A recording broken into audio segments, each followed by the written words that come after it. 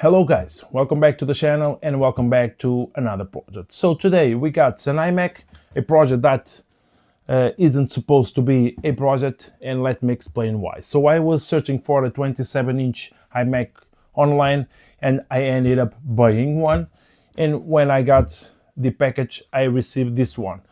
And as you may already see, this isn't a 27-inch, this is a 21.5 iMac. So when I talked to the seller to ask what the hell happened, she very politely completely confused that isn't a computer person, and she thought that this version is the bigger one. So we agree on cut the price in half. I pay initially 30 euros, which is about $30, and she sent me the half of the value, so I ended up buying this one for 15 euros. In the listing, this was listing as a 2009 and it ended up being a 2011 Core i3 with 12 gigabytes of RAM. However, in the package, as you can see, not the crack, I'm gonna talk about it in a second, we have a small dent on one side and, well, a little bend on the stand. I believe we can at least reduce the bends and the dents on the corner, but the crack is another story. So I have the iMac, I don't know, maybe a week or so on the floor in my office, and I kick it with my foot and it fell on the floor and broke the glass. So this iMac baby cursed with all of that backstories, but I believe we can make it shine and do a cool restoration project. So in this video, I'm gonna show you how to restore an iMac, and I also gonna show you that we can still use one of these machines with a little upgrades in 2025. So without a further delay, let's get started.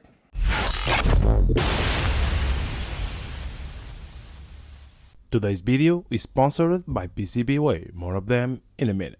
So, and before we got started, just a quick warning, my videos isn't intended to be a tutorial, but if you follow this as a tutorial for yourself, the right way to remove this glass screen is using a suction cup. So unfortunately I lost my suction cup, so I have to do an alternative way. So if possible, avoid to do what I'm gonna do right now, especially with a broken glass. But if you don't have a suction cup, you can try fit anything between the magnets and the glass, but always plastic, not a metal one, or even with your fingernails. In this case, as you can see, if you try to stick your fingernails with very careful, as you can see, it lifts right up and you can remove it. But again, this is not the correct way to do this procedure.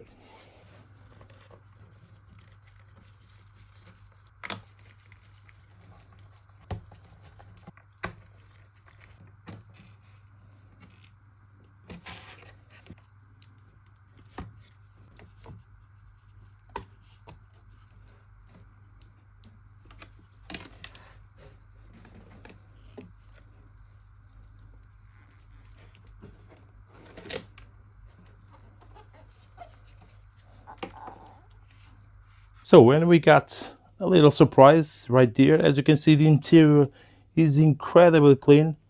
As you can see, the fan, there's almost no dust. The bigger one, again, same thing. Although I will need to remove the motherboard to replace the thermal paste. I will need to remove the hard drive. I will need to get access to the stand because I want to try to bend it back a little bit. So I'm not quite sure if I remove the hard drive and the motherboard, I can see the bolts to the stand. Not quite sure, because if so, I will not remove any more parts. There's no need for that. And I believe I have to remove the inverter. I think this is the inverter for the LCD, just to avoid damage while I try to repair this little corner. But yeah, it is incredibly clean. So yeah, let's continue.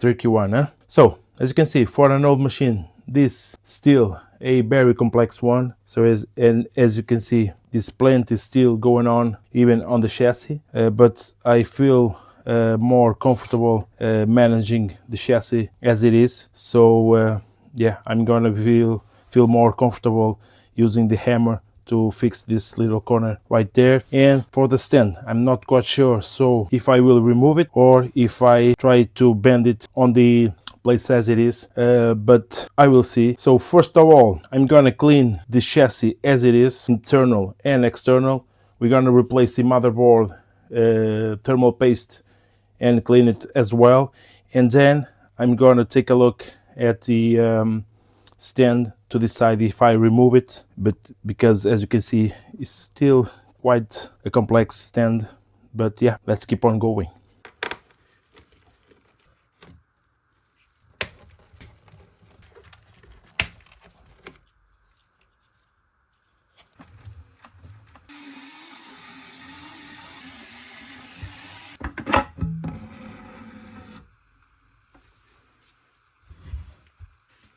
So, and that's quite tricky, as you can see. That's a lot of bolts for the stand, but at least, as you can see, I will now try to bend back this stand. It is quite thick. I'm not quite sure if I will be able, but we will see. And also, as you can see, we have a small bend right there on this little grill, as you can see. So I will try to bend that back as well. But yeah, I feel more comfortable work with the stand out of the case. Yeah, let's get started. So I have a little vise right here, but I'm afraid that I can damage the aluminum in the process. Trying to bend it by hand, as I said earlier, it's quite thick.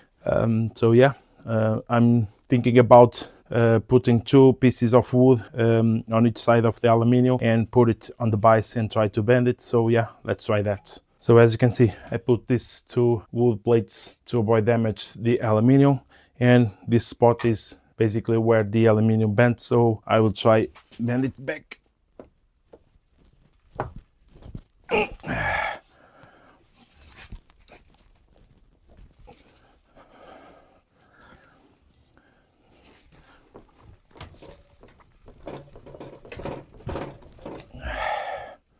And well, not perfect. You can still slightly bend right on this little spot, but I believe without damage the aluminum and make some marks, yeah, I believe even we have a white spot on this place right here. It's pretty much disappear. Yeah, this piece is done, so I'm gonna proceed with the case. As for the case, the only corner we need to work is this one, just a little, as you can see, a little bit on this side. This one is almost perfect. The only thing, it's right there. This thing I can't do much, but on this one right here, I believe I can hammer it a little bit with the rubber hammer or a piece of wood and straight it a little bit. Yeah, let's try it.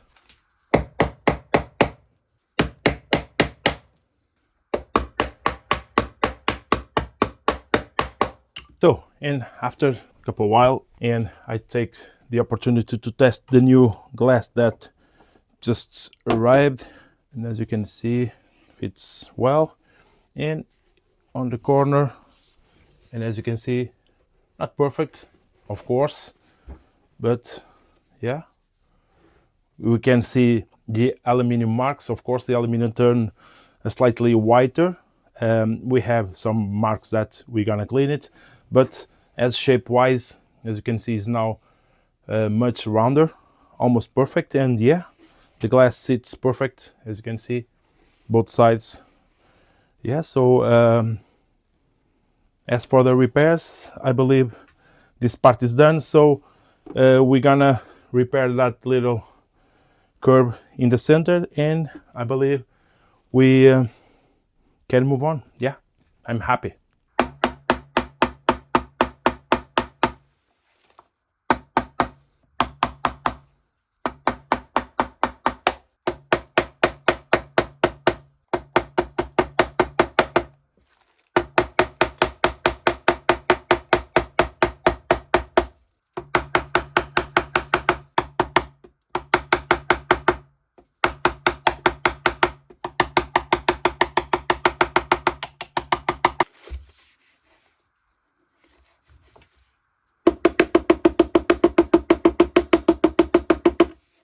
And so, as you can see, I believe we have another successful repair. So not perfect, of course, but yeah, it's almost perfect. I made successfully straight these lines from the outside as well. So yeah, we have a rounded surface again. So yeah, as far for the repairs we are done. So let's move on to clean the entire surface, replace the thermal paste, and start upgrading this machine. But before, a word from today's sponsor, PCBWay.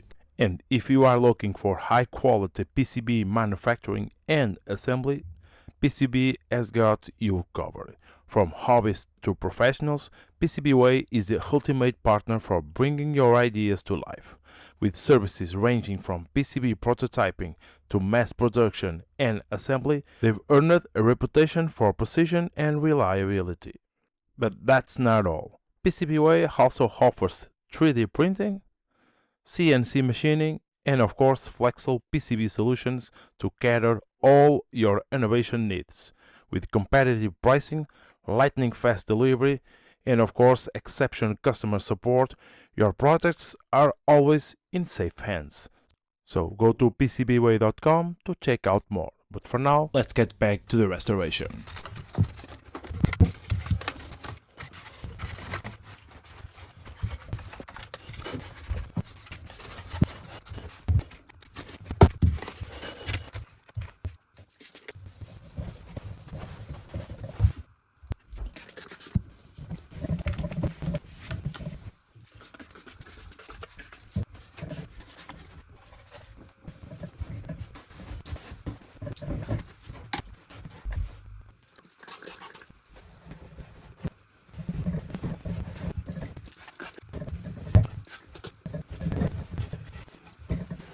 Okay, with the case and the stand clean and ready, we now can turn our attentions for the last parts of the puzzle, which is the internals, the CPU and the BGA. So I'm gonna clean the heatsink. They are pretty much clean. In fact, as you can see, the BGA one is completely clean, no dust at all. The CPU has just a little bit, a quick dust off, we take care of it, but I will remove both, change the thermal paste in both of them, and do a quick dust off on the motherboard, and that over the little components as well, and we can start to assemble this iMac for the last time.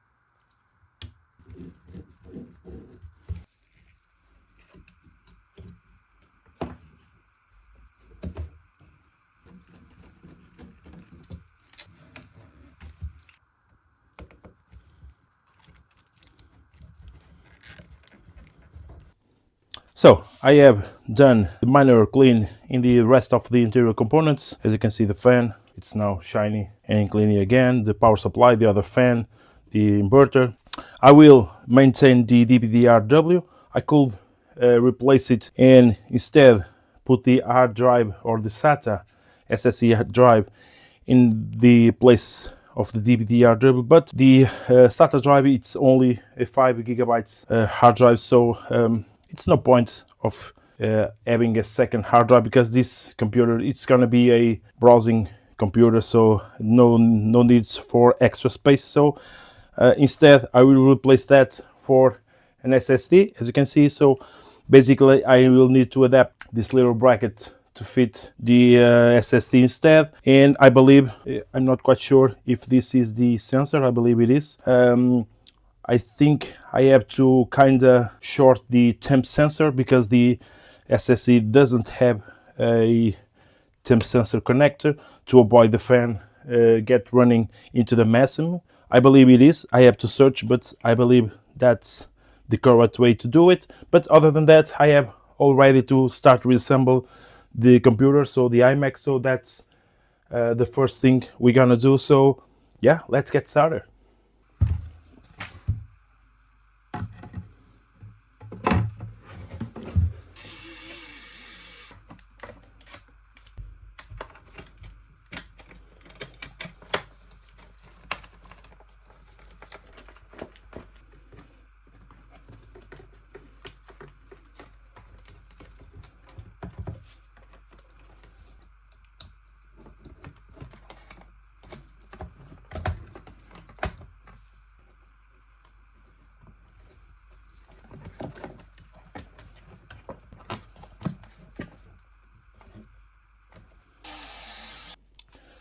So, and guess what? Yeah, this was supposed to fit under there, so I totally forgot to install it. And that's why, if you notice, I doesn't screw in the motherboard. I was wait until the last moment to see if I have one of these cables laying around inside the motherboard. I was doing all of these little things around it, and just because of things like that, so I will do that off camera really quick and return to the motherboard. So I believe I have pretty much figured it out, all of the connections in little pieces. So I have the fan, I have all of the connections all in. Pretty much I have 2 connections left, both temp sensors for the hard drive, DVD drive, and the monitor. I need to plug in again the IR sensor again, that I have to remove to install the fan again. I have the plastic racks again. I will bolt in everything and continue.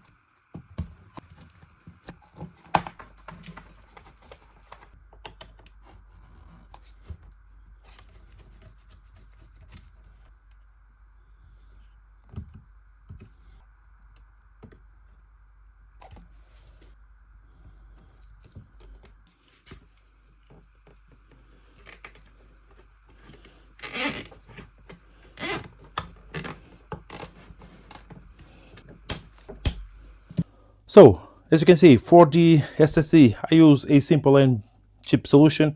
I basically took the frame for the original hard drive, secured it with some zip ties, and I have made 2 holes to bolt in the SSD. Pretty simple and cheap. As for the temp sensor, as you can see, I have done a jumper wire. I read that online, that should work, and I will now tape it into the SSD, and yeah, I hope it works. The only thing remaining is install the inverter, put the screen in, and start upgrading this machine.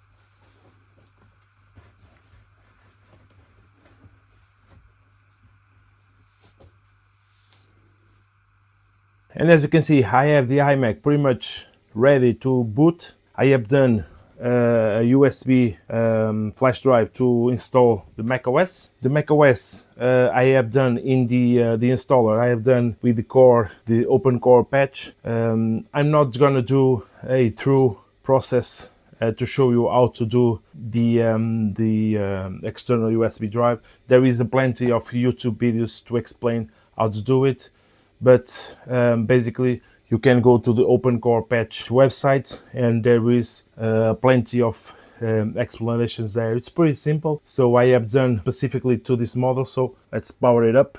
I choose the macOS Monterey, and there you go. As you can see, I believe macOS Monterey it's a fair choice for this model, which after a quick search, I found out this is a late 2010 model. So yeah, macOS Monterey will be fine. So let's install it, and once it's done, I will back to you. So, and this is it. As you can see, the restoration project came out really smooth. The process went really smooth. All of the repairs came out really nice. The stand, as you can see, doesn't came 100% perfect, but came out almost perfect. The little corner right here on the top came out almost perfect as well. As you can see now, the glass sits perfectly, and the shape it is almost perfect as well. And we have the new glass that I bought, that it is in perfect condition. It has a little chip on the black, not on the glass itself, but on the black on the interior right here on this corner. But overall the computer is now in perfect condition, and all of this for 30 euros or 30 US dollars. I'm saying 30 euros because I ended up paying another 15 euros for a chassis with a glass. I only use the glass, but I pay 15 euros. So in total, I spent 30 euros for the super cool iMac. Using the open core, I ending up, as you saw, installing the macOS Monterey, and with all that you can run all of the lately apps without a problem. So as Photoshop, Microsoft Office, all of the latest browsers, and basically you can use this 2010 iMac in 2025 without any problems. Of course, the CPU, the Core i3, isn't the latest generation, but with the 12 gigabytes of RAM, in fact 10 gigabytes of RAM, only because I have a problem with the 4 gigabyte stick, so I ended up replacing it for a 2 gigabyte. So in total we now have only 10 gigabytes of RAM, but 10 gigabytes of RAM, the Core i3, and the 256 megabytes of RAM of the GPU can hold you back in some programs, in some apps, but for the daily basis, web browsing, YouTube, and some other apps, it will run without any problem. So I believe the restoration will worth for the price I ended up paying in total. I believe that's all for today. As always, if you like this kind of projects and all of the projects that I bring to the channel, please consider subscribe, leave a like, comment, and also share this video. And of course, as always, thanks for watching, and I hope I can see you in the next one.